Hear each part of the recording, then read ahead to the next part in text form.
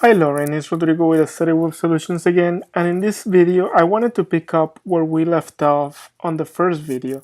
Remember we created a new page. Now I want to show you a little bit of the advanced functionality capabilities that you have. So if you were to create child pages, we can build a page that is very similar to what client services does. What client services does is it lists the main content and then it links to the child pages that it has underneath. So to continue this example, we're going to create a new page. We're going to call this example child number 1. We're going to just add a little bit of content. We're going to publish this page, but not before choosing a parent. And the parent I want for this page is that page that we created previously called anything example. So we're going to publish this, and then we're going to create a new page following the exact same formula, just so that you see at least a little bit of content. So we're going to call this example child number 2. We're going to add some content to the page, and we're going to select the same parent as example child number 1. So we're going to publish this, and now if we go back to example child, or anything example, sorry, right here, you will see that the children are not displayed just yet, and that is because we have to apply a template to the anything example parent page, and that template is called display children.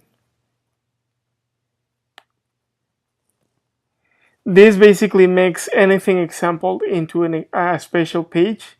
So now if I view the page, I'm gonna see that we're gonna have the content from the main page and then the children listed with a link to these particular pages.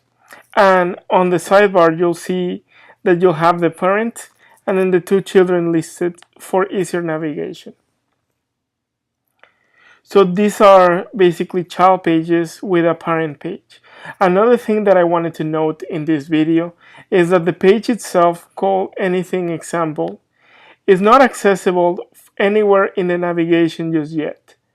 So for example, say anything example was a page inside your Keynote topics. Or not necessarily inside your Keynote topic. That's a bad example. Say it was inside your About section. So WordPress has menus that are separate from the page filing system.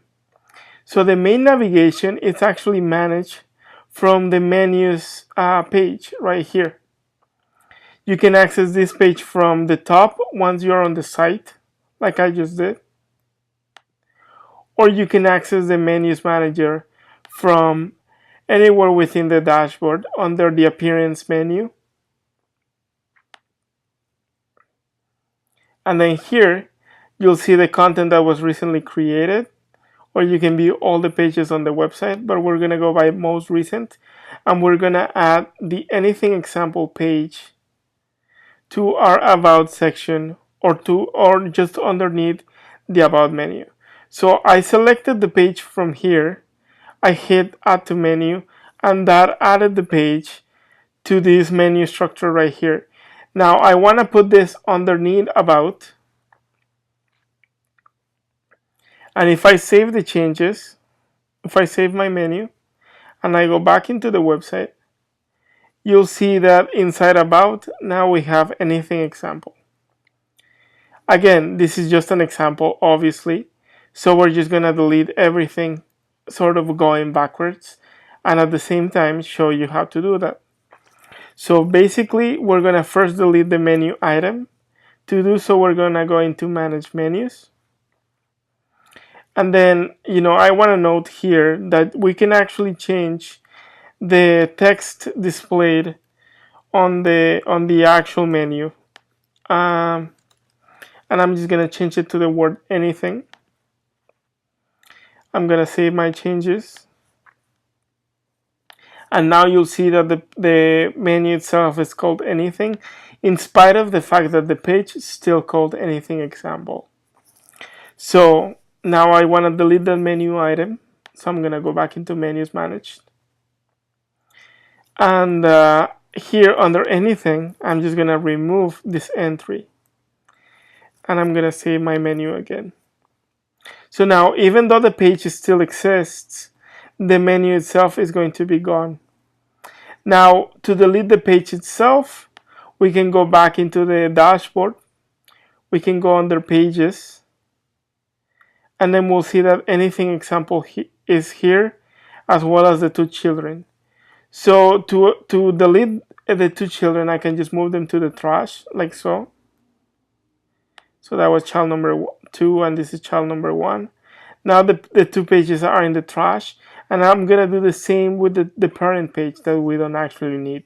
So I'm gonna move it to the trash. And now these 3 pages will be inside the trash, which you can access right here. If I wanted to restore any of them, I could do so by hitting restore just underneath. But in the case of all of them, I actually want to delete them. So I'm gonna go into bulk actions, and I'm gonna say delete permanently, and then just apply my changes. So now the pages are no longer available anywhere in the database. So as I said, I want to keep this video short, so I'm gonna leave it up to here for now. And I hope you find this useful as always. And by all means, if you have any questions, feel free to ask me.